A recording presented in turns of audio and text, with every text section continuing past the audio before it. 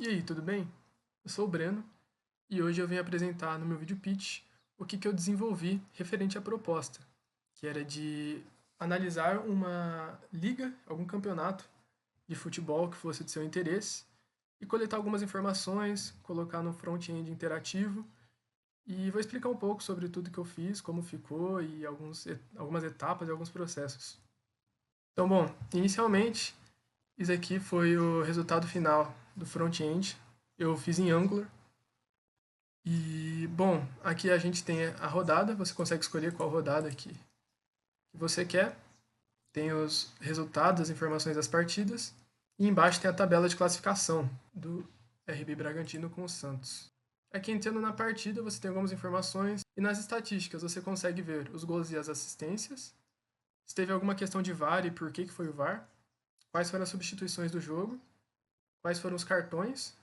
E além disso, também tem alguns gráficos que foram gerados através de estatísticas da partida. Você consegue também interagir aqui com os gráficos. Então tem os chutes, como o número de escanteio, impedimentos, defesas e a posse de bola. Eu queria ter adaptado algumas coisas a mais, mas por questão de tempo, que eu tive uma semana um pouco corrida também, eu não consegui desenvolver tudo que eu gostaria. Então, a API que eu utilizei para desenvolver esse projeto foi a API Football. Aqui é a documentação deles, eu achei bem interessante. Plano, eu estava usando ela gratuitamente, então por conta disso eu não paguei nada, eu tinha algumas limitações. As minhas limitações eram 100 requisições por dia, e no meio do projeto eu descobri também que eu não conseguiria puxar informações do ano atual, do Campeonato Brasileiro. Bom, mostrando um pouco da parte do back-end, eu utilizei o PHP, e eu tenho muita pouca experiência com PHP, então eu aproveitei para tentar aprofundar um pouco mais nessa linguagem, nesse desafio dessas 2 semanas. Então, essa foi uma grande dificuldade para mim, mas foi muito interessante. Eu acho que deu para aprender bastante coisa. Só que inicialmente eu pego a data atual, por conta de ser o Brasileirão de 2022, eu converto o ano e eu verifico sempre no dia seguinte para ele verificar sempre na mesma data ali por questões de verificação da API, já que eles trabalham com um fuso horário diferente do nosso.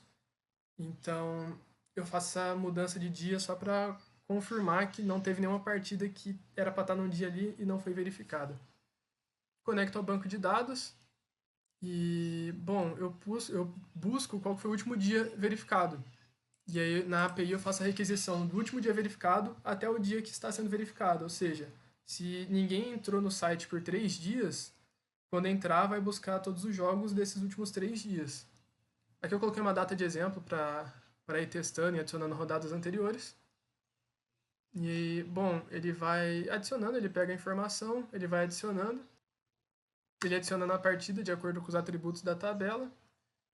E, bom, ao final, o que eu faço? Eu atualizo o último dia verificado.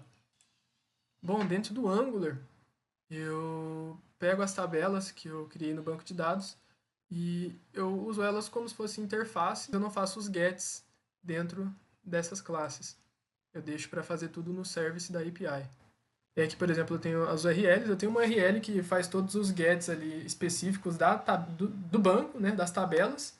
E aí eu tenho outra URL que puxa direto da API, conversa direto com a API. E aqui tem alguns sorts também, que eu apanhei um pouco nos sorts, porque eu estava tentando fazer o quick sort, só que aí estava chegando numa complexidade ali que começou a mais atrapalhar do que ajudar no final do desenvolvimento.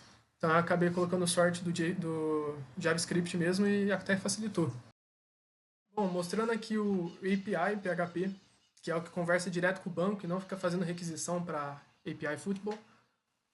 E, por exemplo, a gente tem alguns carries, desde os mais gerais, que você puxa todas as informações de algo. Então, por exemplo, aqui o get times, eu pego todas as informações do time, até alguns mais específicos. Para listar partidas, você precisa trabalhar um pouco mais, porque no front-end, eu estou passando o nome dos times para partida, para a tabela de partida, mas não tem essa informação no banco, de fato.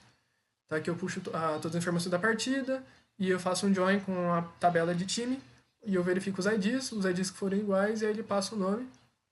E isso facilita ali para trabalhar no front, mas é uma informação que não precisa estar duplicada no back. E aqui no banco, o último dia verificado foi dia 3 de novembro, que é o resultado ali dos jogos da última rodada. Falei, teoricamente é só adicionar no Engine Init, mas por hora eu não adicionei. Então, no caso, eu clico aqui em atualizar a partida só para mostrar. Mas então, a rodada 36 não tem nada. Clica aqui em atualizar partidas.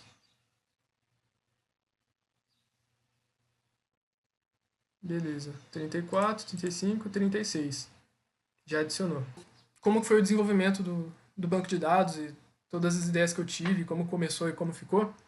Foi o seguinte, inicialmente minha ideia era essa, era ter essas 4 classes, uma de partida, jogador, time e gol, elas todas ligadas, né? Uma classe tendo outras classes como atributos. E aí eu comecei a desenvolver. Isso aqui foi antes de eu saber qual API eu ia usar, como que eu ia usar, como que eu ia fazer para buscar as informações. Foi a ideia inicial mesmo. Tava só tudo não passava de uma ideia, né? Então, apenas uma ideia. Aí eu comecei a mexer, eu já troquei a tabela de gols por detalhes partida, que era mais pertinente você ter várias informações e eu vi que a API fornecia nesse modelo. Né? Então, cartões, VAR, gols, substituições, estavam tudo na mesma tabela.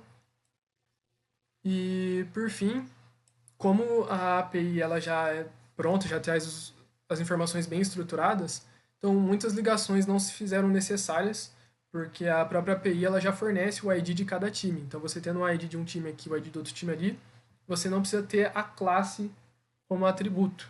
Eu criei aqui a tabela de estatísticas, ela é bem grande, aqui tem alguns do time A, e uma de configurações, onde eu tenho a chave da API, os links dos PHPs que eu uso para conversar com a API e a última data de verificação. Aqui no jogador, eu dei um espaço porque é aquilo que eu expliquei. Se você pega a API com as informações dos jogadores, você consegue complementar com esses outros atributos. Mas como eu não priorizei esse desenvolvimento, eu estava pegando apenas o ID do time do jogador e o nome dele. Espero que tenham gostado e qualquer dúvida podem entrar em contato certinho. Muito obrigado.